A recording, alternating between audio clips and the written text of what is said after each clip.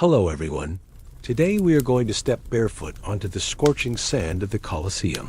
Where the sun blinds you, the crowd roars like 1,000 storms, and you suddenly realize that you probably won't survive this. The walls rise around you like a stone ocean, tier upon tier, filled with faces craning forward, waiting to see you bleed or triumph, waiting to see if you will be remembered or erased. The smell of sweat, dust, and roasted chestnuts from vendors on the upper tiers mixes with the metallic tang of iron weapons below. You squint, your hands trembling, as another gladiator drags his sword across his shield with a screech that makes your teeth ache. Survival here was never about who swung harder.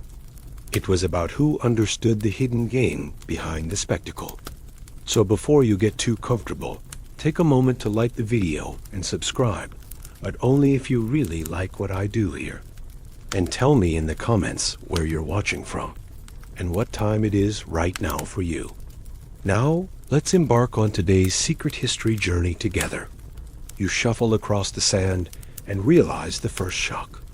Most gladiators weren't suicidal killers. They were investments. The lanista, the manager of your training school, had spent money feeding you, training you, and putting you on display. To throw you away in a single fight would be bad business. You feel the weight of that truth as the gate clangs behind you. The reality is chilling. Survival was a long game, and death wasn't as constant as the audience believed. Historians still debate whether only 1 in 10 matches ended fatally, but to the spectators, every clash felt like life or death. The crowd believed in the drama, but behind the sand lay statistics, contracts, and negotiations. Imagine you, a novice, realizing that your enemy is not simply your opponent, but also the expectations of 50,000 eyes. An odd detail sticks out. Some gladiators smeared themselves with red ointments to make even minor scratches look bloody from afar, giving the illusion of violence without fatal consequence. The mob loved the sight, and you gained another breath of life by tricking them with theater. You look up at the emperor's box, a shadowed figure reclining with power in his fingertips. If he turns his thumb one way, you live. The other, you die, or so the myth says. But you already suspect it's more complicated. The emperor, like the crowd, often cared more about the story being told than the blood itself. Would your duel entertain? Would it flatter Rome's greatness? Would it make the people forget hunger, taxes, or political scandals? That is the stage you stand on, your heartbeat echoing like a drum. The first clash of steel rings in your ears, and the crowd gasps in unison, a wave of sound pressing against your chest. You stagger, block, then thrust, realizing that every movement is part of a performance. One slip might kill you, but one clever move could buy you fame, sponsors, even the hope of freedom. You taste dust on your tongue and wonder how many men before you breathed the same grit, fought the same battle, and somehow walked away. The sand soaks up sweat like ink, and every drop writes a story of desperation. You adjust your grip, not to kill your opponent quickly, but to survive long enough to matter. That is the first secret of gladiators. Not brute force, but understanding the invisible script of survival. Word count, 739. The gates slam shut behind you, but instead of the roar of the crowd, you hear the quiet grind of sandals on packed earth and the barked orders of trainers. You are no longer in the arena, but in the ludus, the training ground where gladiators were forged from frightened recruits into living weapons. The air is heavy with the smell of oil, sweat, and boiled barley, the cheap but filling porridge that fuels every drill. You move through the courtyard, where wooden swords crack against shields in rhythmic drills, not for spectacle, but for muscle memory. Every strike, every block is repeated until your arms burn and your legs shake, until you can no longer think, but only react. The lanista, stern-eyed and scarred, walks among the men like a farmer tending livestock, knowing which ones can be fattened for the games, and which ones will never make it past their first bout. Historians still debate whether gladiators were treated like prized athletes or disposable slaves. But here you sense both truths at once. You are valuable, but you are not free. Odd details catch your attention. The practice swords are twice the weight of real ones, so that when you finally step into the Colosseum, the iron blade in your hand will feel almost light, tricking your body into speed. At mealtime, you are given a diet heavy in beans and grains, sometimes mockingly called barley men, because meat was rare and expensive. Yet this diet was no accident. It built thick layers of fat, which, paradoxically, protected vital organs from shallow cuts and gave you a better chance to survive. You watch men smear their skin with olive oil, not only to shine under the sun, but to keep muscles supple and avoid injury. You begin to realize that survival was an industry, a science of endurance. Imagine the daily schedule: dawn drills with wooden swords, midday sparring, afternoons spent repairing armor or tending wounds. The ludus was a place of sweat, discipline, and relentless repetition. Some men carved marks on the walls to count their days. Others whispered prayers to gods of war, hoping for luck. You overhear debates among your fellow trainees, whether the Murmillo helmet, with its heavy crest, makes you stronger by building your neck muscles, or simply more likely to suffocate under Rome's heat. No one knows for certain, but the training continues.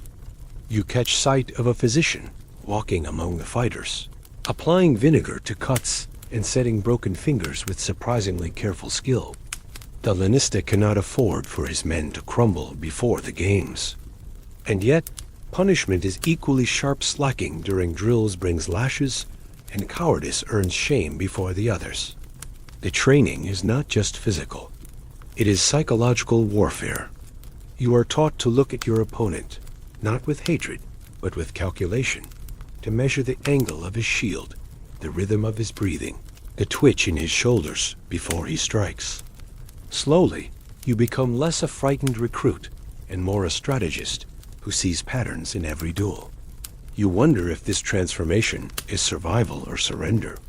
One evening, as torches flicker along the training yard, you hear the distant roar of the amphitheater carried on the wind. The veterans nod knowingly. They will be next. You feel a chill as you realize that the hours of grueling drills, the diet of beans, the crushing weight of wooden swords, are not meant to make you win. They are meant to make you endure, to keep you alive just long enough to become part of Rome's endless show. You taste bitterness in your mouth as you swallow the truth. The ludus is both your prison and your salvation. Word count, 741. The clang of real steel now fills your ears, sharper and more terrifying than the wooden drills of the training yard. For today, you are handed weapons meant not just for practice, but for survival. You heft a gladius, its short blade balanced for quick thrusts, and realize how close it forces you to stand to your enemy. Eye to eye, breath to breath. You strap a scutum shield across your arm, taller than your torso, and feel both its weight and its promise of safety.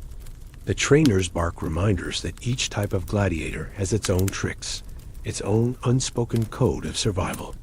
The Murmillo, with his heavy helmet and broad shield, moves like a wall.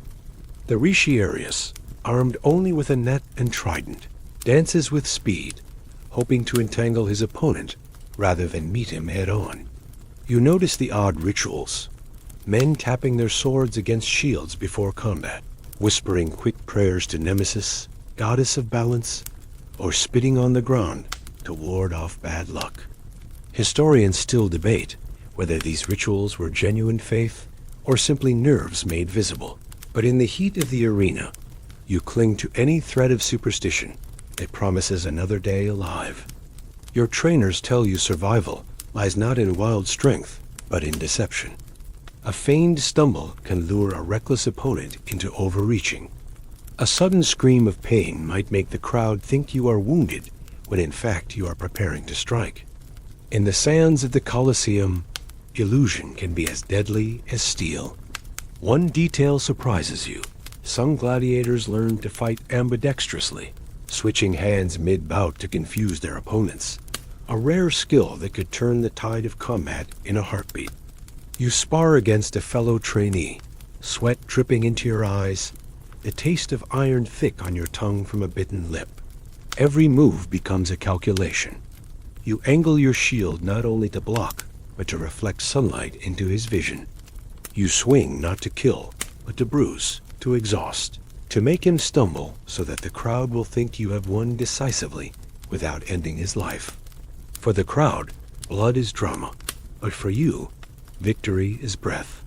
You remember stories whispered in the barracks of fighters who survived dozens of matches by mastering one clever trick, like using the arena's sand itself as a weapon, kicking dust into an enemy's eyes, or dragging a shield to leave deceptive tracks. Each tale is part legend, part lesson, and you carry them into every duel. The arena becomes a stage where the weapon in your hand is only half the story.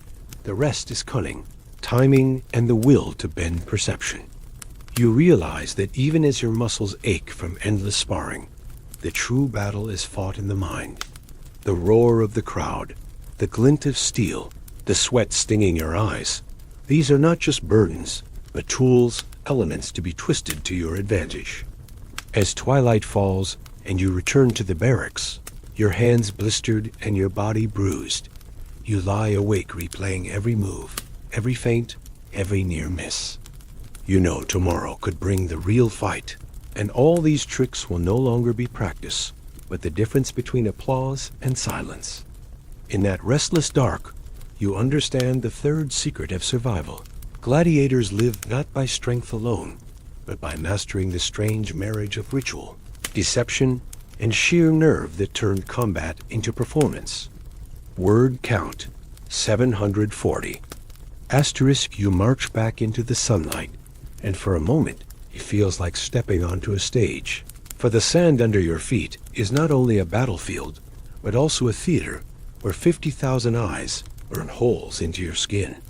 The crowd is alive, restless, a sea of voices that rises and falls like waves against stone, and you sense that their judgment matters as much as your sword. You hear the hiss of vendors selling figs and wine, the laughter of noblewomen leaning forward with hungry eyes, and the low rumble of gamblers shouting odds before the fight even begins. Survival here is not only about beating the man across from you, it is about learning how to control the audience. A gladiator who could make the crowd cheer was far more valuable than one who simply killed quickly. You raise your shield higher than necessary, letting the sun glint across its polished bronze, and the mob responds with a roar, delighted by the shimmer. You feint a stumble, rolling across the sand, and you hear laughter, gasps, even pity, emotions that keep the crowd invested in your story. The oddest detail is how silence becomes a weapon. Sometimes a gladiator would freeze mid-bout, forcing the mob into a hush of anticipation, stretching the moment until hearts pounded, then delivering a sudden strike that sent the arena exploding in sound. Historians still debate whether the crowd had real influence over the emperor's decisions. But to you, standing under the Roman sun with sweat running into your eyes, it feels as if their voices can tip the scales of life and death. You remember tales of gladiators who became so skilled at reading the mob that they could sense exactly when to press an attack, when to fall back, even when to throw in a dramatic scream to make the audience believe the fight was balanced. One Retiarius once survived 3 hopeless matches in a row by playing the underdog, making the mob root for him until even the emperor relented and spared his life. You realize that every gesture you make is being read not just as combat, but as story, and the sand beneath you is ink where each move writes your fate. The clash of steel and the grunt of effort are background music compared to the roar that follows each exchange. You taste the dust in your mouth, salty with sweat, and hear the mob chanting your opponent's name, then yours, a tide pulling one way and then another. Your lungs burn, your muscles scream, but you force yourself to lift your head and lock eyes with the crowd, because you understand the fourth secret. The arena was not only for fighting, it was for acting. If you could make them feel, if you could make them believe in your struggle, then you could make them beg for your survival. And when 50,000 throats cry out in unison, even emperors had to listen. The arena empties from your memory, and now you find yourself in a quieter chamber lined with wax tablets, coins, and scrolls where the business of survival unfolds not with swords, but with ink and whispers. You realize that gladiators were not only fighters, but also contracts, commodities traded in the marketplace of Roman entertainment. You sit at a table across from a lanista, who smirks as he scratches numbers into wax, calculating how much your life is worth. Sponsorships, wagers, bribes, all of these shape your chances long before the gate creaks open. You notice the odd detail of tiny bronze figurines shaped like gladiators, sold as souvenirs in the markets. Some bore the names of men who are still alive, while others immortalized fighters long dead, their reputations earning money even from the grave. It dawns on you that if your name sells trinkets, the lanista has every reason to keep you breathing. Historians still debate whether gladiators had more financial leverage than ordinary slaves, but what is clear is that money flowed through their veins as much as blood. You overhear men bargaining in the corridors, one promising to throw a match if his opponent's patron pays well enough, another offering bribes to have a fight delayed until his injuries heal. Contracts often included strange clauses: a certain number of matches fought, the possibility of eventual freedom, or the rare privilege of refusing a particular opponent. For some, wealthier citizens acted as sponsors, gifting armor or food in exchange for association with a popular fighter. Imagine you exhausted after a brutal match, slipping a gold coin into a physician's hand so that he might patch you up more carefully than the others. You begin to realize that every coin becomes a shield, every handshake a sword. Survival is not just sweat and scars. It is also strategy in the backrooms, where decisions about who lives and who dies can be settled with silver rather than steel. The whispers grow louder. Men who earned enough money could buy their freedom, becoming rudieri, ex-gladiators who walked away with wooden swords symbolizing release. Some even returned voluntarily, chasing more fame and fortune, unable to leave behind the strange celebrity that came with risking death in front of thousands.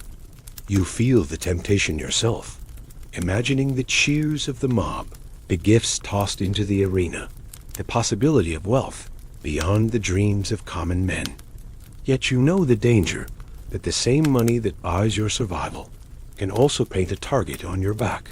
As rivals grow jealous, can patrons scheme to profit from your downfall. You run your fingers across a wooden practice sword, wondering if it will one day be handed to you as a token of freedom, or if you will only touch it again in death. In that moment, you grasp the fifth secret. Gladiators survived not only with blades, but also with bargains, where contracts, sponsors, and even corruption offered pathways out of the sand. And as you rise from the table, the coins still clinking in the lanista's hand, you realize that every breath you take is already bought and sold. Word count, 743. The torches flicker against stone walls as you are led into a small chamber that smells of wine, herbs, and something sharper, the scent of iron tools laid out by Roman medics who worked in the shadow of the games. You think survival meant fighting, but here you see another truth. Many gladiators owed their lives to the strange, relentless care of doctors, trained not in philosophy, but in the brutal science of wounds. A man lies groaning on a wooden bench as a surgeon leans over him, stitching a gash with thread made from animal sinew. Another pours vinegar into a cut, the sting making the injured man howl, yet the infection less likely to take his life. This is not kindness. It is investment. Every fighter patched up is another body to be thrown back into the arena. You whisper to yourself that this, too, is part of decoding the secret of how Roman gladiators really survived the arena. They were kept alive by an early form of sports medicine. Historians still debate whether the doctors attached to gladiator schools were respected professionals or little more than butchers with herbs. But to you, watching blood seep into bandages, they are miracle workers in their own way. Odd details stand out. Powdered charcoal sprinkled into wounds to stop bleeding, or crushed plants like yarrow and willow bark, precursors to modern painkillers, chewed and spat onto open gashes. You see bones being set with wooden splints tied tightly, men learning to walk again within weeks, scars forming where death once seemed certain. Some medics even studied in Greek traditions, applying theories of humors, balancing hot and cold treatments, using strange diets to speed recovery. You cannot help but notice jars of honey lining the shelves, used not as food but as salve, sticky and golden, sealing wounds with surprising success. You watch fighters lift their tunics to reveal chests and arms, covered in scars, yet still standing, still training. These are not men who got lucky once. They are men who have been broken and rebuilt again and again by hands that refuse to let them die too soon. In the dim light, you overhear a veteran laugh bitterly, saying the arena never truly killed him. The healers did, by keeping him alive long enough to fight forever. That thought chills you, for you realize survival was not always a gift but a sentence. Yet as you stand among the jars of herbs and racks of instruments, you understand the sixth secret. The gladiator's endurance was not only in his muscles or his mind, but in the quiet, relentless work of those who patched him back together. Without the doctors, the ointments, the needles, the odd potions poured down parched throats, the Colosseum would have consumed its fighters far too quickly. And so when you return to the sand, your skin bound with fresh linen, and your body aching yet alive, you carry with you the invisible truth that you are not just a warrior, you are a creation of Rome's strange, early science of survival. The night before your next battle, you lie awake in the barracks, the torches burning low, and you hear whispers that remind you survival is decided not only by steel or medicine, but by shadows behind the sand. You see men leaning close in corners, trading promises, forging alliances, plotting betrayals, because even here among warriors, politics never sleeps. The smell of oil lamps mixes with the sour tongue of sweat-soaked straw, and every sound feels like a clue. The shuffle of dice, the mutter of secret deals, the low laugh of a fighter who knows tomorrow's outcome has already been purchased. This is where you truly begin decoding the secret of how Roman gladiators really survived the arena. For survival often depended on who stood with you when the gates opened and who whispered against you when your back was turned. Historians still debate whether Lannister encouraged such alliances or feared them, but you sense they were inevitable in a world where every man's life was balanced on the edge of a sword. Odd details catch your eye.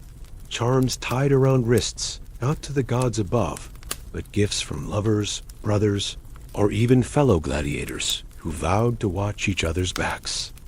Some men carved secret symbols into the barrack walls, marks of pacts made in blood, promises to strike in unison if matched together. Others traded food or coins to ensure that blows in training landed softer, saving their strength for the day that truly mattered. You realize the arena was not just a test of strength, but a web of trust and deceit. One whispered word from a rival could turn the crowd against you. One favor granted at the right moment could save your life. Imagine the torchlight glinting off eyes that study you too carefully, weighing your worth, wondering whether you will be an ally to guard or a threat to silence. In the hush before dawn, you feel the weight of these invisible chains pressing harder than iron shackles. Yet when morning comes, and you march once again beneath the blinding Roman sun, you understand the final secret. The sand was never neutral. Behind every fight stood friendships, betrayals, bargains, and loyalties that mattered as much as the blade in your hand. The roar of the mob may decide your fame, but the murmurs in the barracks decide your fate.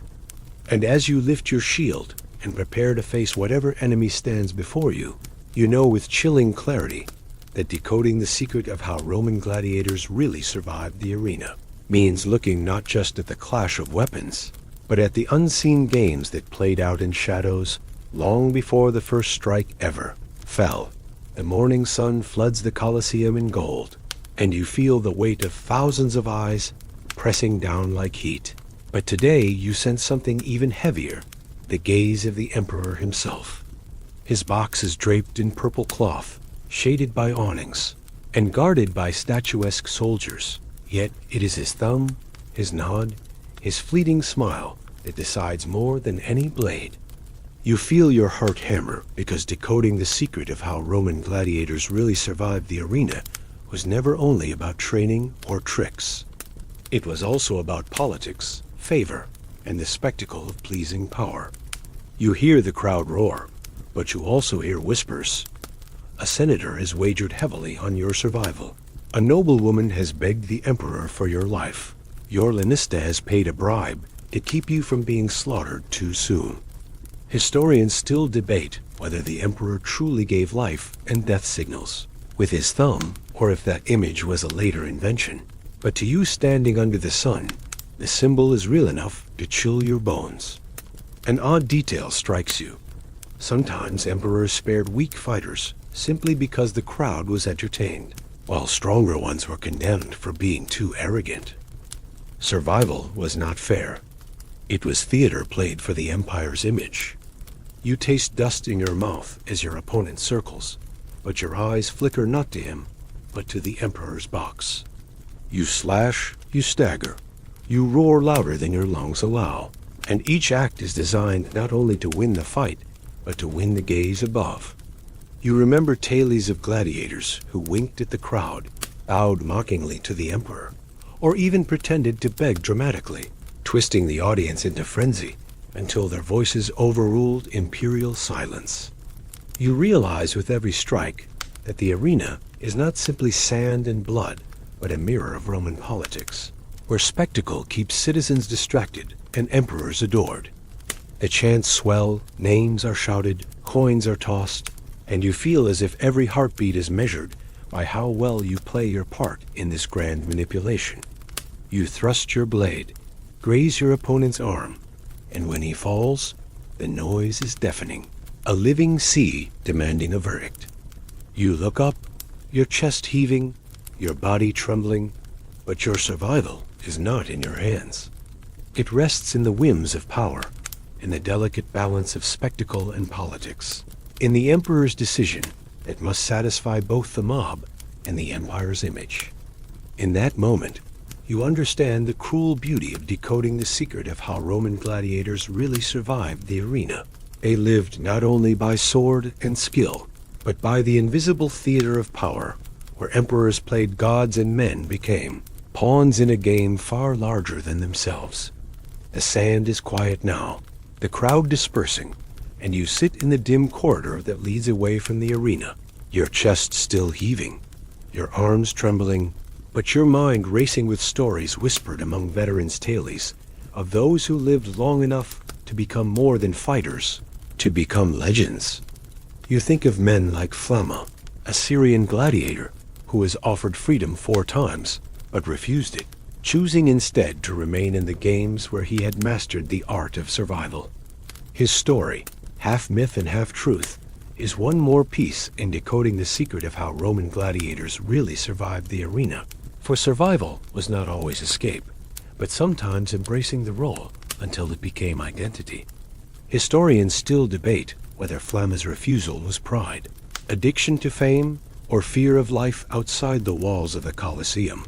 But his name carved in stone speaks of a man who bent fate to his will.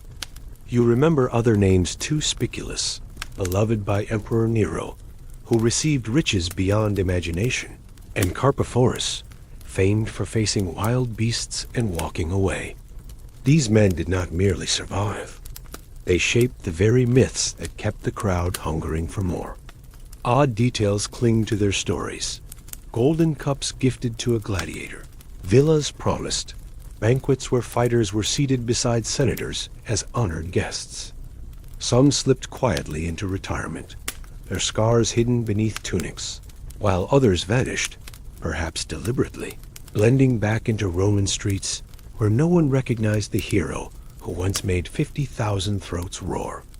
You picture yourself standing among them, wondering if survival means fading into anonymity or chasing immortality through legend. The barracks buzz with tales of men who cheated death by clever bargains or by staging dramatic defeats that convinced the crowd to cry for mercy. You cannot help but smile grimly, realizing that survival often lay in storytelling as much as in strength. To live was to weave your name into rumor, into chance, into the fabric of Rome's collective memory. And as you lift your head, feeling both exhausted and strangely alive, you realize that decoding the secret of how Roman gladiators really survived the arena requires looking not only at the blood and the politics, but at the legends who became larger than both, shaping how history would remember survival itself. You stand at the edge of the arena one last time, the sand warm beneath your feet, and the shouts of the crowd echo like thunder rolling through stone. Yet as you close your eyes, you begin to see beyond the Colosseum, beyond Rome, into centuries where the echoes of gladiators still live on. You think of how their survival tricks, discipline, spectacle, bargaining, and performance still resonate today in sports, in celebrity culture, even in the strange obsession with people who risk everything for the crowd's applause. Decoding the secret of how Roman gladiators really survived, the arena is not just about swords and scars. It is about understanding why humanity keeps retelling their story, why the image of men fighting under the sun refuses to fade. Historians still debate whether gladiators were heroes, victims, or entertainers forced into roles they could never escape. But to you, their legacy is a mirror. They remind us that survival often requires adapting to forces bigger than ourselves. Odd details linger in modern echoes. You notice how athletes smear oil on their skin before matches, how wrestlers play to the crowd as much as to their opponents, how even politicians rehearse gestures like performers in a grand arena. The Colosseum itself may have crumbled, its stones carried away to build churches and palaces, but its heartbeat thrums in stadiums, in theaters, in every place where highs gather to watch others risk paying for glory. You imagine the ghost of a gladiator walking unnoticed through a modern arena, smiling faintly at the flashing lights and the roar of 20,000 fans, recognizing the same hunger that fed Rome's crowds. Survival was never just about not dying, it was about becoming unforgettable. And so, as you wipe the sweat from your brow, you understand the final truth. Decoding the secret of how Roman gladiators really survived the arena means realizing that their struggle has never ended.